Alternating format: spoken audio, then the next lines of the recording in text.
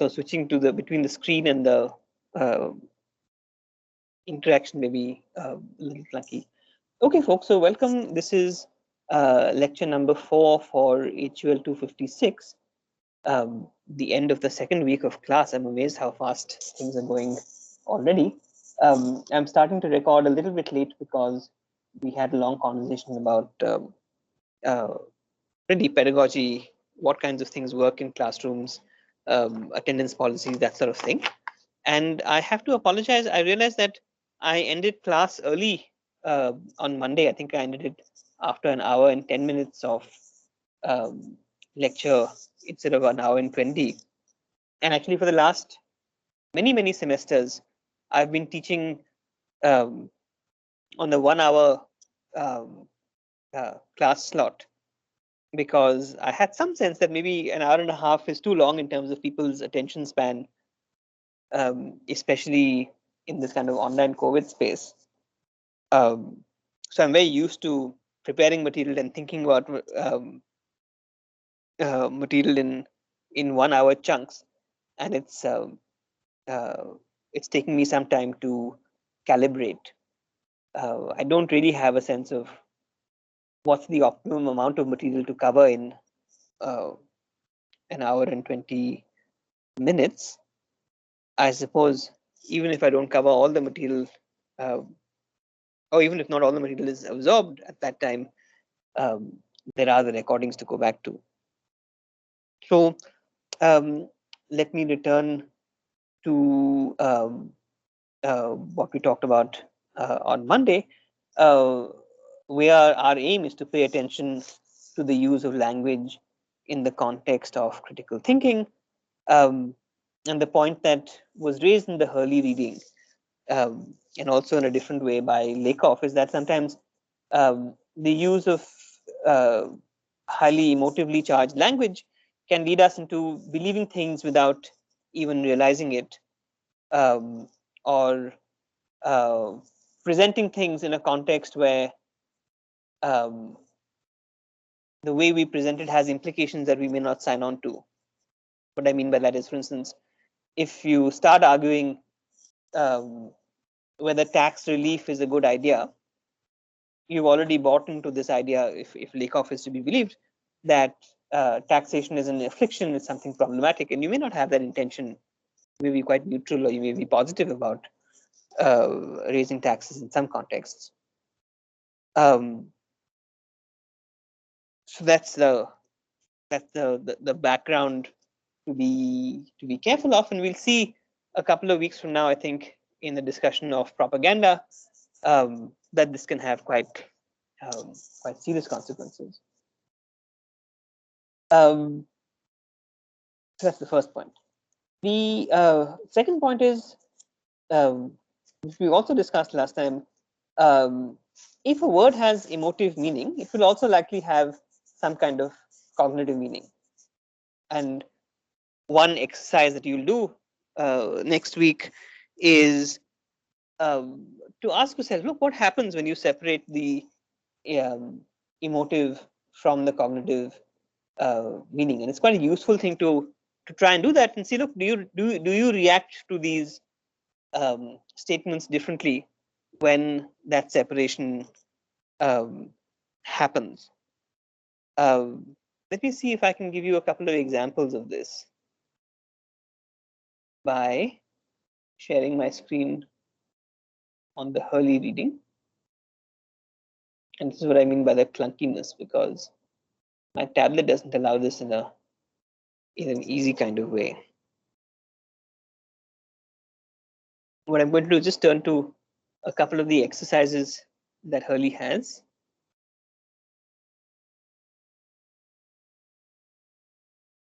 And I should share my screen.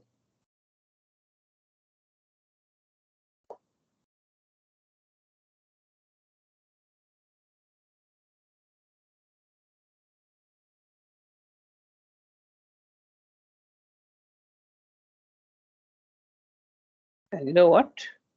My office is crashing, so I don't think this is going to happen. Can you guys see anything?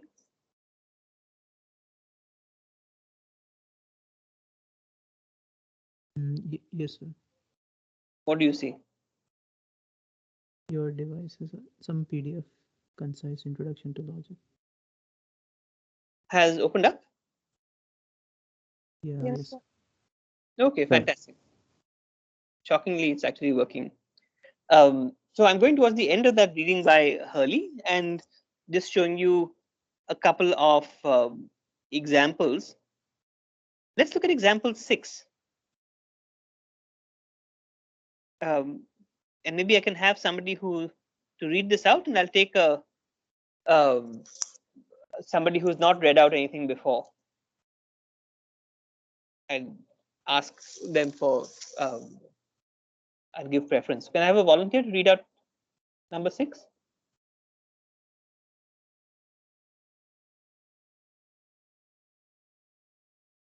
Akash, was that you volunteering? I can't see. Yes, sir. No. Yeah, go ahead. I see. Uh, yeah. So So can Akash, you go ahead. Yeah,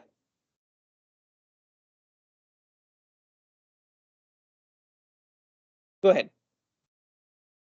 Until now, the protest against the Holocaust in our own nation has been vocal but far too small. The massacre of unwanted generation through abortion and uh, infanticide has sounded an alarm that should wake up every Christian. Helpless and gateless little infants are mercilessly butchered daily in hospitals and clinics across our land. For the love of God, let us all urge the passage of the Human Life Bill for now before Congress. Okay, Jim. so Congress. This is in the U.S. context. So Congress is the equivalent of Parliament, and this is some kind of message written to a newspaper, clearly about abortion. Um, so in this passage, what are the key terms here that you would regard as having a high emotive content? And as you think about that, ask yourself, what would what could you replace those words? Can you replace those words with neutral content? Anyone?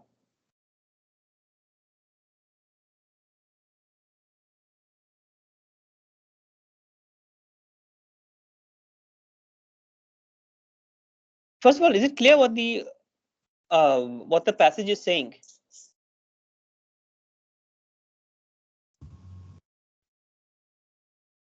Kanad.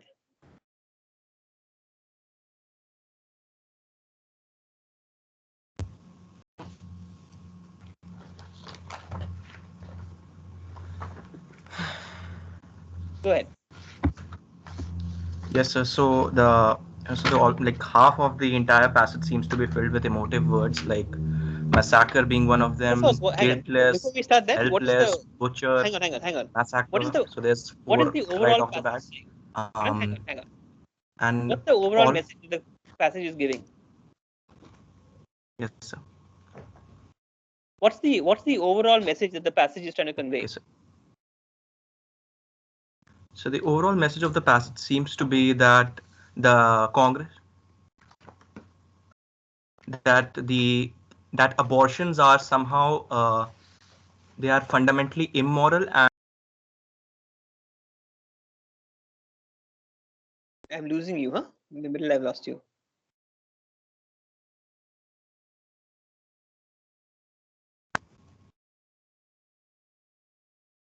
Was it just me or other people can hear Kanad? He's muted, I guess. sir, can you hear me now? Yeah. Now I can hear you. Yeah. So carry on. Uh, right, so there seems to be something wrong with my. All right, sir. Okay, sir. The message of the passage seems to be that abortions are fundamentally immoral and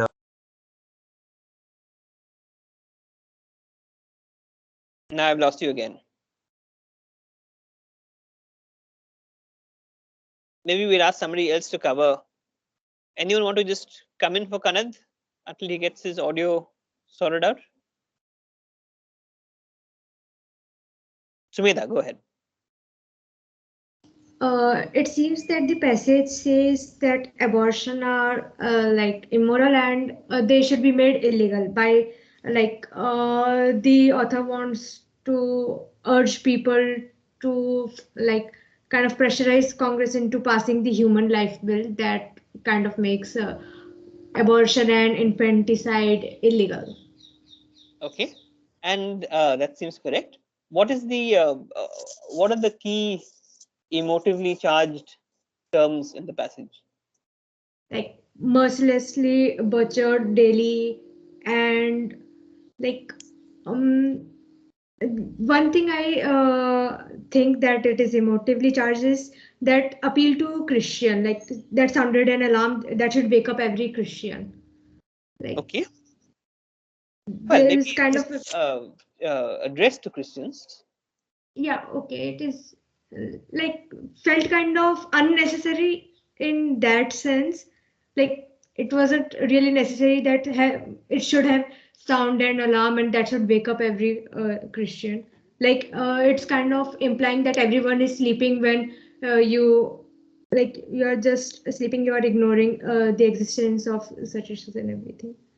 So good, huh? That's an example of a frame. No, you use the word alarm. That Yeah, that's automatically a suggests frame. that. Yeah. Yeah, that kind of framing of this like situation and the massacre and yeah. Okay. So how would you replace if you had to replace some of these emotively charged terms with maybe purely cognitive meaning? Can you think of some words you'd use instead of these terms that are being used? uh I mean, like not at the moment. Can I like get some time to think about it? Sure. Anyone to jump in? What would you say instead of massacre, for instance?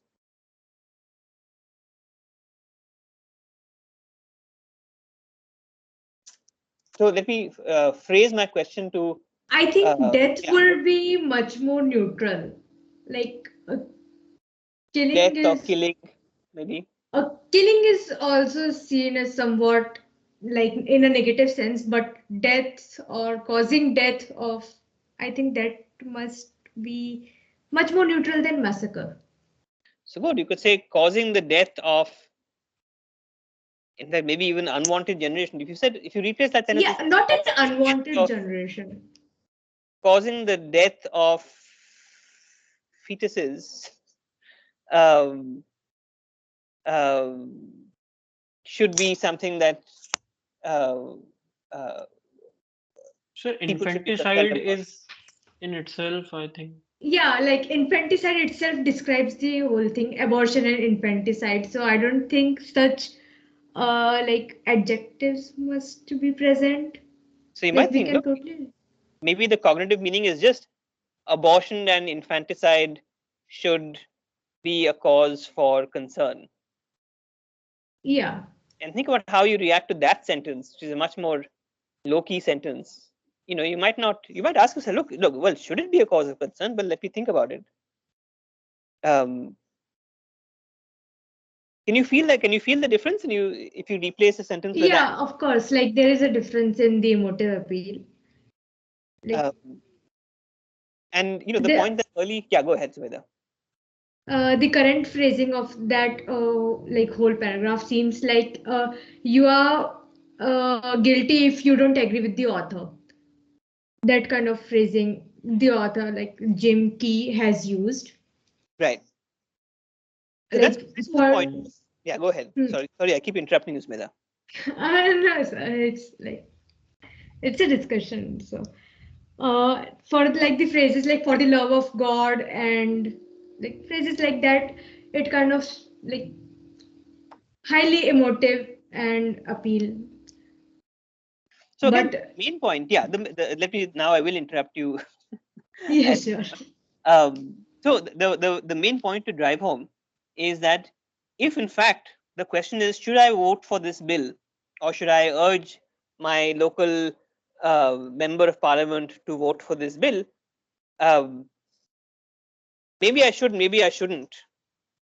But if whatever those reasons are, those reasons one should be able to distinguish from the the language that is kind of, as Sumita said, trying to make one feel guilty to not automatically believe or side with the author. So as a critical thinker, the thing to do is to kind of notice that the language is having this effect and trying to pass to what is the logical issue that's um, being presented before us, and then evaluating that. And you might go either way. We'll see examples of how to evaluate, from next week onwards. So um, that's one way in which language can come in the way of critical thinking. Yeah, Piyush, go ahead. Why did they use unwanted generation here? Well, you Uh, tell me. so that's what I can understand. Why did they say unwanted generation? It's a good Matlab, question. why did the And author say unwanted? Because if it's unwanted, then there shouldn't be much problem with the abortion and infanticide.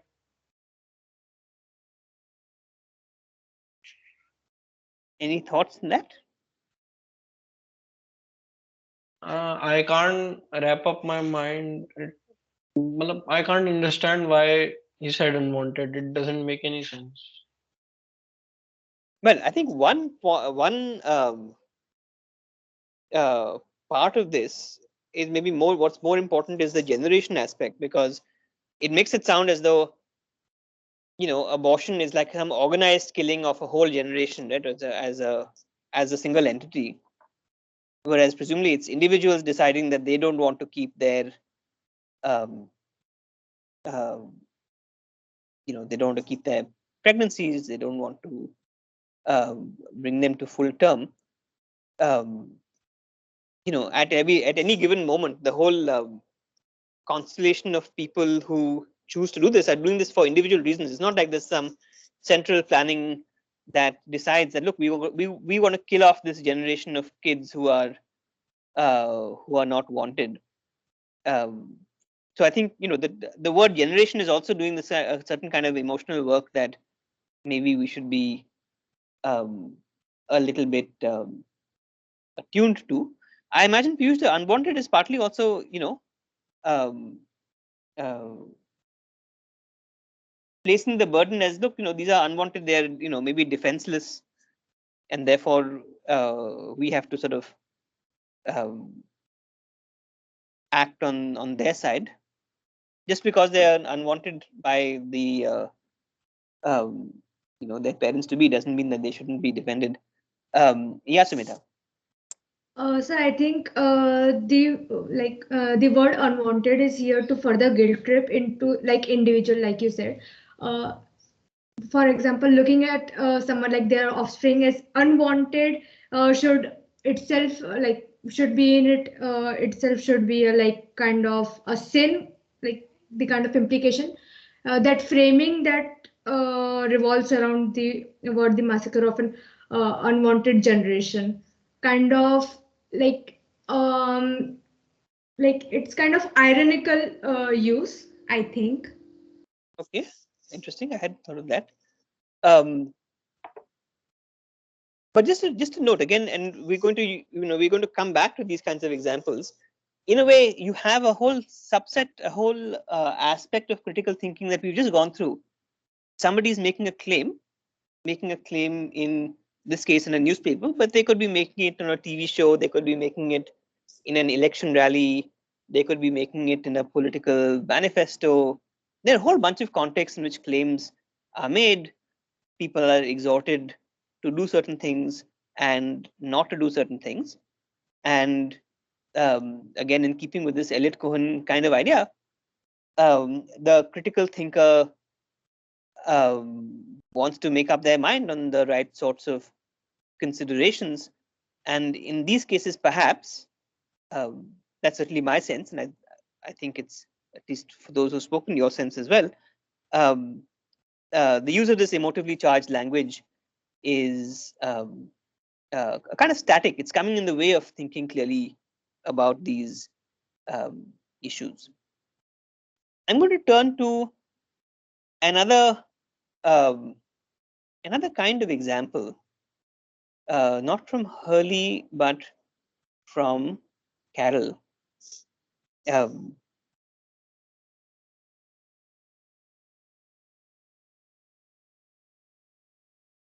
So one kind of static. Let me put it as kind of um, uh, cognitive static, or I mean, I don't know if that's the right kind of word, is where very strong emotive language is coming in the way of thinking clearly about the issue in question. But there's another sort of phenomenon which is also worth noticing, and that phenomenon sometimes is known as using euphemisms. Do you see the passage from Carroll? Yes, sir. 2.1. Okay, so maybe can I have somebody read out this Can I passage read it? starting from the somebody who's not read before, so I can't see that. Is that Hemant? Yes, sir.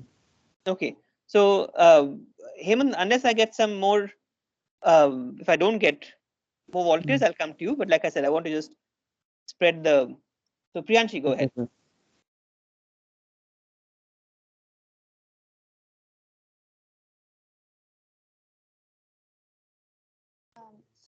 From starting. Priyanshi, your voice is very faint. Hello, is it Yeah, better now? yeah, So from the starting, right? yeah, Euphemisms are inoffensive. yeah. All right, so euphemisms are inoffensive or dull terms used in place of more blunt cognitive synonyms. Euphemisms have a perfectly acceptable social function. We use euphemisms to be polite or to avoid offending people. We talk about passing away or using the restroom instead of being blunt and saying that someone died or is excreting bodily waste. Euphemisms become doublespeak when the inoffensive, less emotive word or expression is used to mislead or deceive us about unpleasant realities. For example, referring to a policy of mass murder and rape as ethnic cleansing. When the United States attacked Libya on April 14, 1986, bombs were dropped on the city of Tripoli, killing civilians, including several children. Such deaths were referred to by the White House press, sec- press secretary Larry Speaks as collateral damage. Why? Because collateral damage does not hit home as hard as killed innocent children and other non-combatants. We might not be so willing. Sir, I can't see Okay, it comes. further. Yeah, can you see here now?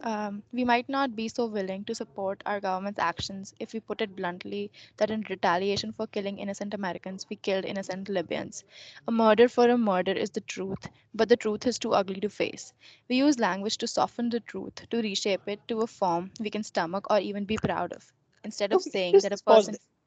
We can just pause there for a second and think of other examples. So the term doublespeak, um, I don't know if it's familiar. It's introduced by the writer George Orwell in a book called 1984, which I urge you to read if you haven't already. Let me give you some examples. So we saw the example we just saw before this, right? Is the example of abortion, and there what's happening is there's a kind of escalation of emotion uh, in a way that prevents critical thinking about the issue. Um, there's another phenomenon which is the de-escalation of emotion, which might also prevent critical thinking in some contexts. And you see here, Carol has given a couple of examples. The example of collateral damage, ethnic cleansing. I have a few more examples written down, and you might ask yourself, you can generate others.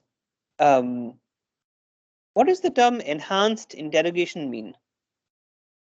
Has anyone come across that term?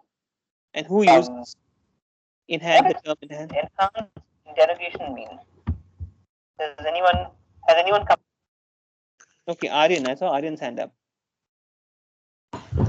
As far as I know, it's basically torture to, for interrogation. And do you know who's coined the term? Or I think, like I've only seen the term in like novels and stuff, but then I guess it's probably the CIA. yeah, so it was the CIA after 9/11, and there were these big debates in the US about um, well, essentially the torture of uh, people suspected Al Qaeda operatives. But the term is always defined by them as enhanced interrogation rather than torture. Priyanshi, you had your hand up.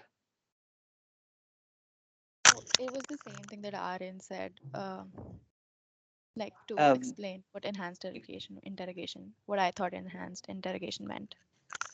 Let me give you another example. Extraordinary rendition.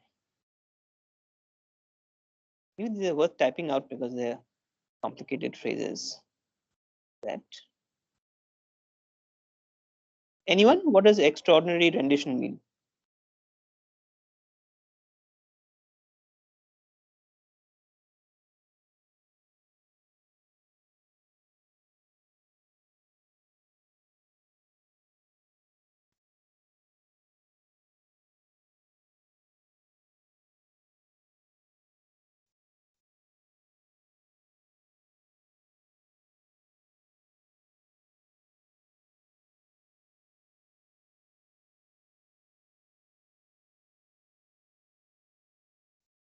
So extraordinary rendition basically just means kidnapping.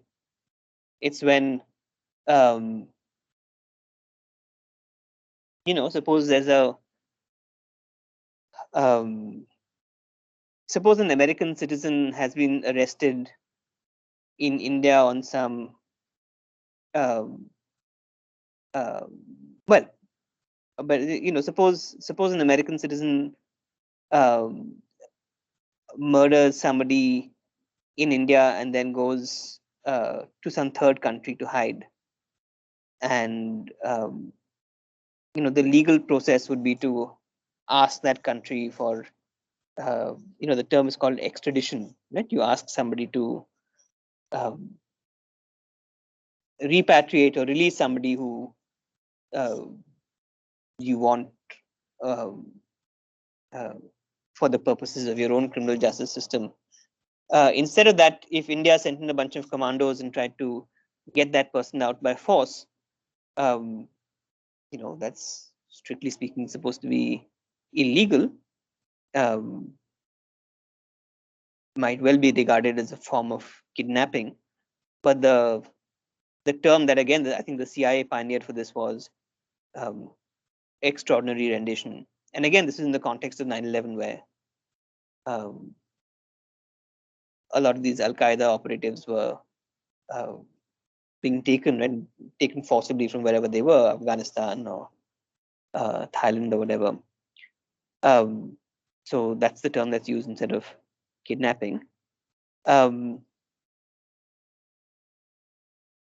Another term that is more commonly used, one finds in the Indian context, is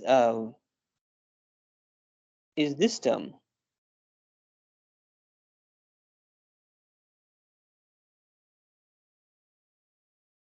Now, the term sanitize we see, of course, in the COVID context. You sanitize your hands. Suppose on TV, a police commissioner says the area was sanitized. What do they mean?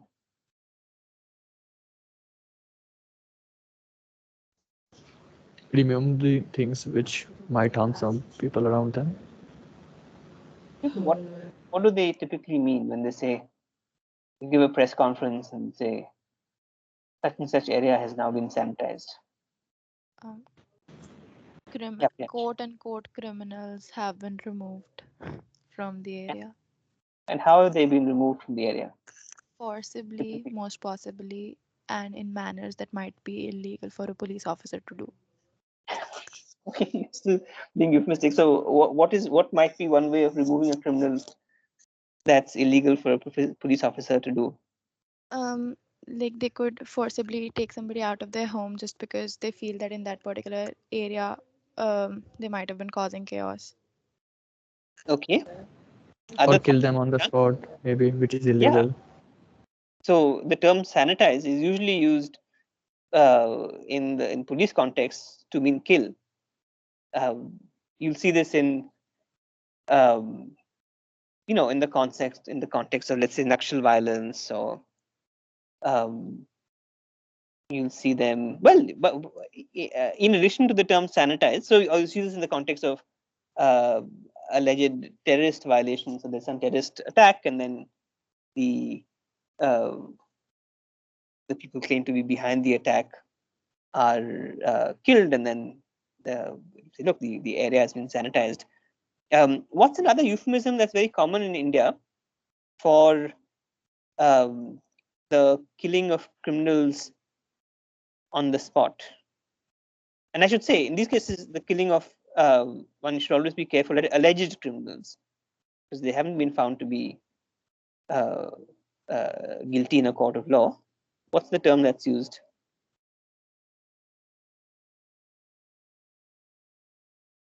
Kanad briefly unmuted himself. Self-defense. No, it's a very specific. In fact, I think it's only used in India. I've never seen it used anywhere else. Gaurav, Lynching. I'm talking very specifically of police killing of used anywhere else. Sorry, Kanad? Counter. Somebody, Encounter? somebody said encounter. Yeah. So the term um, uska encountered ho gaya. Yeah. So it's Aryan, right? And then just ask yourself again for all these terms, and think about the context of the news or a newspaper headline. Um, um, there was an encounter killing at such and such spot yesterday versus police killed so and so yesterday. Um, how do you react differently to those terms?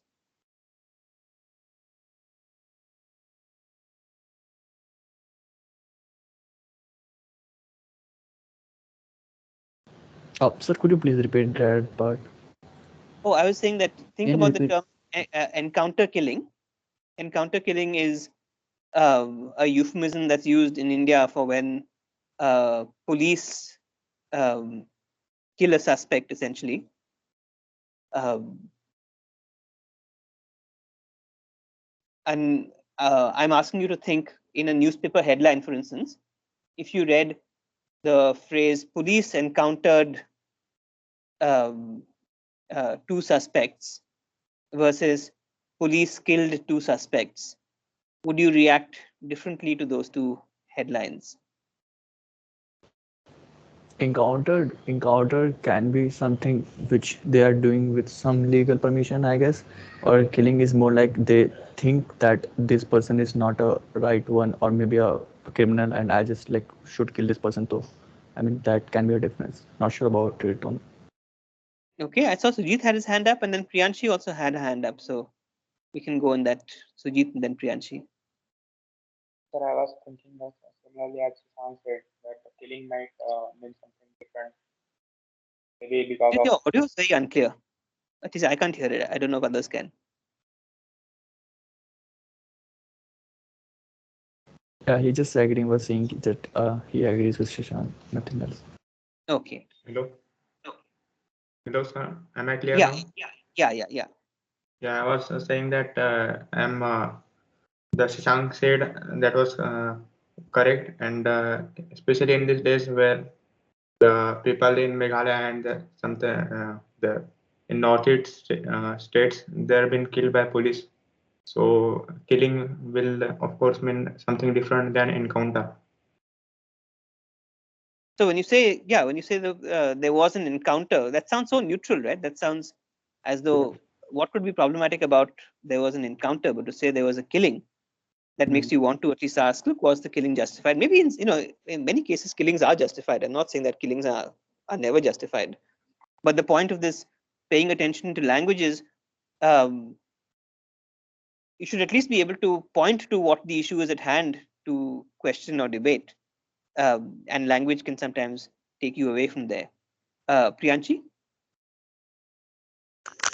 Yeah, I agree to the different connotations that both the words had, and just wanted to like point out that encounter the same thing, that encounter sounds a bit harmless. Like encounter is like, oh, basically you met somebody that like it was an accident. It was not intentional. It wasn't deliberate. And deliberate killing is obviously not what the government wants people to think about the police. Yeah, so that's another example. Yeah, so I'm trying to think. Can you think of other euphemisms? Anyone? I'm just keeping it out in time as well. Kanad has his hands up, and then we'll also move on to other stuff. Example. Yeah, so I'm trying to think. Can you think of other euphemisms? Anyone? I'm just keeping it out in time as well. Kanad has his hands up, and then we'll also move on to other stuff.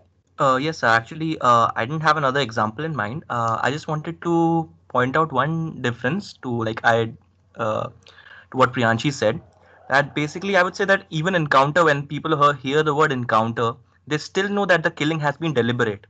But for some reason, in the Indian context, encounter seems to have a little more positive connotations, as if that the encounter has been like they've been like the criminal has been killed without the slowing down by the process of law. So encounter in some contexts is even a positive term in Indian context.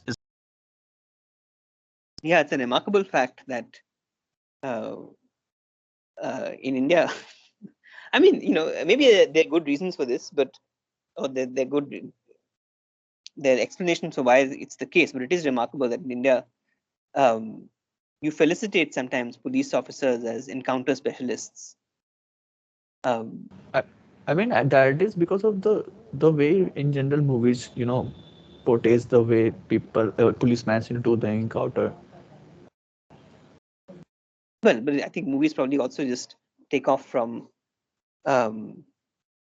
from real life. It's not as though, I mean, there are plenty of actual police officers who are called encounter specialists, and there's plenty of uh, actual, I think, political support for encounter deaths. Right? It's uh, you see it across the board. You see it in UP. You see it in Telangana in the context of that rape recently, right? There was a veterinary surgeon who was raped. Do you remember the story? And then the suspects were killed. Yes, sir. Really, the next day or something like that. So I think it's an interesting fact about Indian life that this idea of due process of law is not particularly um, prized, or maybe it's seen as a vehicle by which the bad guys get off. Anyway, so again, the point, as far as we're concerned, is again to pay attention to how language can come in the way of critical thinking. What we'll do is move on to one more example um, of the issue of language, and I'll point you. Even I've taught this course in the past, I have spent a lot of time on this because there's a lot of interesting subtleties here. I won't do that this time because I want to cover more different um, uh, topics in the course. So next week we'll move on to the analysis of arguments more generally. But the other point, to go back to Hurley, I wanted to make is um, with respect to this point,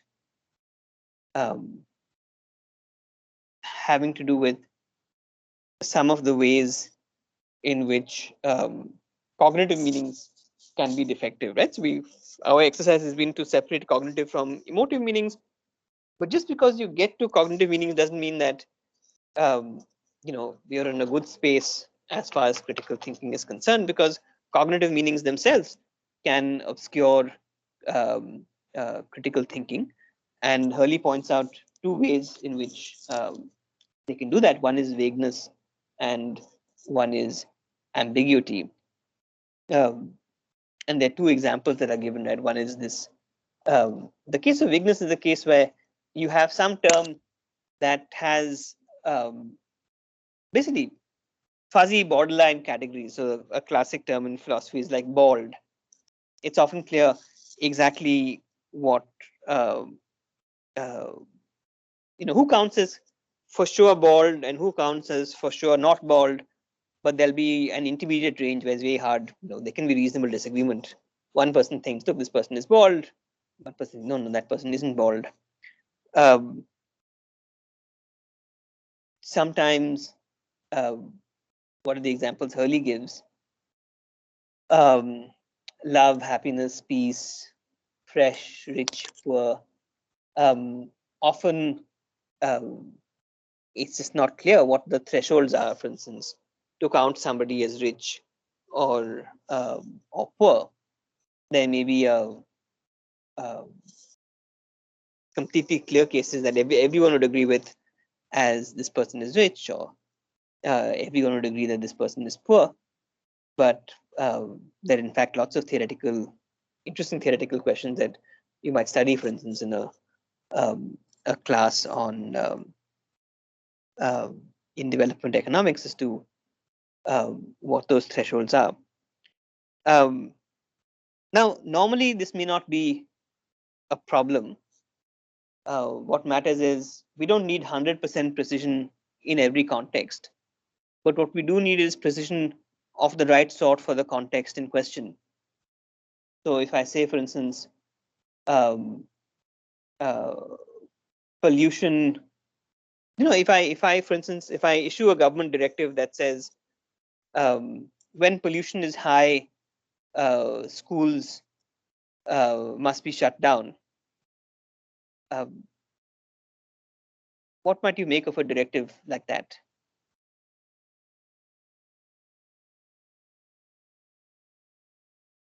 Or what might Well, be for problematic? this, Yeah, go ahead. for the school to be shut down, how high should the pollution should be?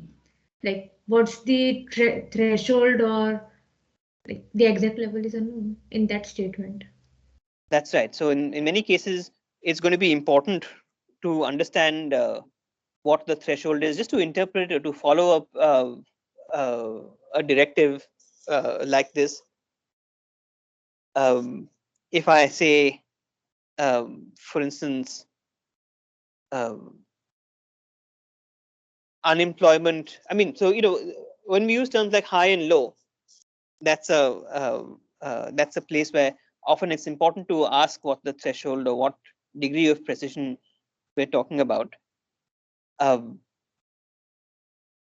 Another kind of problem, which is for our purposes more important, is the term ambiguity, which Hurley also defines. Um, an expression is ambiguous when it can be interpreted as having more than one clearly distinct meaning in a given context. These examples that Hurley gives are not very useful, but I'll give you some maybe more um, uh, more real world examples. So, for instance, if somebody says, um, uh, people, what's an example one can use? If I say India achieved freedom in 1947, but India is still not free, does that make sense? How would you interpret that claim? Well, it's a bit ambiguous, like not free in what sense? Like we still have to follow some foreign policies, or like in kind of like one thing the Britishers used to like to push slavery was language. Like they introduced English and that, and we still like we are having this conversation in English. So in that kind of way, we are not free to use like our language, like in interstate like the way in which freedom is defined is bit ambiguous. So, freedom can mean many different things, right? It can mean, Yeah. Yes. yeah, Hemant, go ahead. Sir, yes, there can be many interpretations of freedom, like freedom from poverty or freedom from slavery mindset, like Sumedha described that language. We are still slave of English language, even and like China or other Japan, other developed countries are following their national language or their country's language, matrabhasha, like mother language. But we are no, we are following other foreign language like English. So it can be, this can be called as slavery basically. So we are not free in that sense. There are So a good. lot of So why is interpretations. this important? This is important partly because two people could be, one person says India is free and the other person says India is not free. They may not actually be disagreeing, right? They may be using the term free in totally different ways. Yes, sir. Yes, sir. And so when you have to evaluate a debate or a disagreement, you have to be clear um, as to it can only be a debate if both people are using the term in the same way. The same might be said, for a term like um, uh, I don't know, like poverty, for instance. You might say, so one person might say poverty is increasing, and another person might say poverty is disagreeing, is decreasing. Um, can you think of some of the different ways in which the term poverty might be used so that both of those statements are true? Like it can combine with the vagueness of the term poverty. Like if you raise the like standard poverty line, that more people will be below it. So in that sense, one might say that poverty is increasing, like number of people who are classified as poor are increasing, but the people who are classified as poor are more like in lifestyle sense, they are more well off in compared to some previous years or so. So in that sense, you can say that poverty is decreasing. So good. So I Yes, mean, there are sir. many. Sorry, Hemant, one thing. There are many ways of understanding how to measure poverty. For instance, you could measure poverty in terms of living standards, where you sometimes are called, absolute measurements of poverty. Um, in other ways, you can measure. Sometimes you can measure poverty in relative terms, relative to the median income in the population. How many well, not uh, uh, what percentile of the population earns less than X amount of rupees a month. It may well turn out that according to one measure, poverty is increasing, and according to another measure, poverty is decreasing. Um, so in these cases, really, there are two kinds of things to note from the perspective of a critical thinker. Um, One thing to note is that um, first of all, in order to have a genuine agreement or disagreement, you need to be talking about the same thing.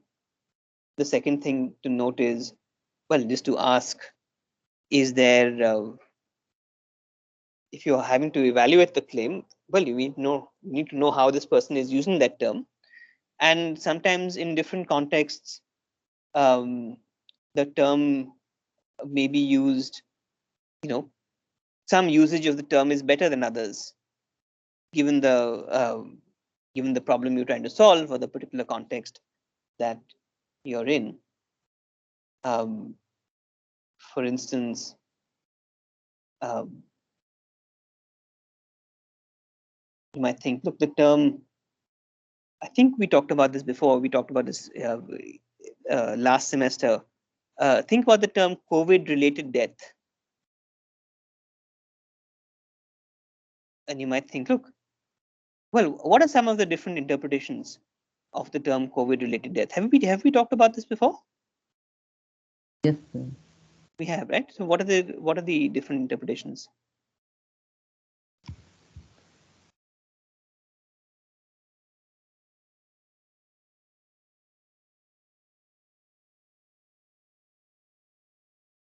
I see Gaurav is unmuting himself.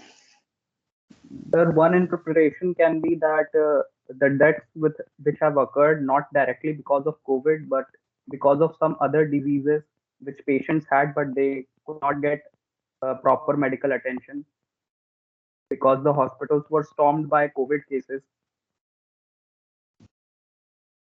And what are the and that's an alternative to the standard, which is the death is caused actually by that person's having got COVID. And their lungs being affected by it. So you might think, so what's the context in which we would want to have the uh, Gaurav's interpretation of COVID-related death? What's the context? Well, look, that's the number to focus on. Maybe when we are like not we, but when people are trying to form laws or regulations regarding how much like working of an hospital, like these things they need to consider, like hospital space and stuff. Okay, and what's the context in which we would care about the calling a COVID-related death one where the person who dies actually had COVID and died because of COVID?